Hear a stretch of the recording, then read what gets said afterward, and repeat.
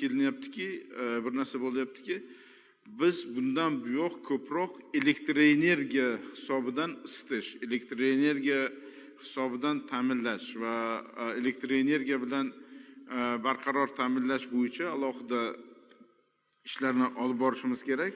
Mana hattoki o'sha Norvegiya gaz bo'yicha eng boy davlat, eng ko'p haligi qiladi, lekin umuman gazda isitmaydi, to'liq elektroenergiya va ularda issiq sovuq kunlar bizga nisbatan juda ko'proq. Va shuning uchun hozir alohida takliflar tayyorlandi, to'liq elektrlashtirish, uning uchun albatta tarmoqlarni rivojlantirish, yana boyagi mavzuga qaytiliga bog'liq.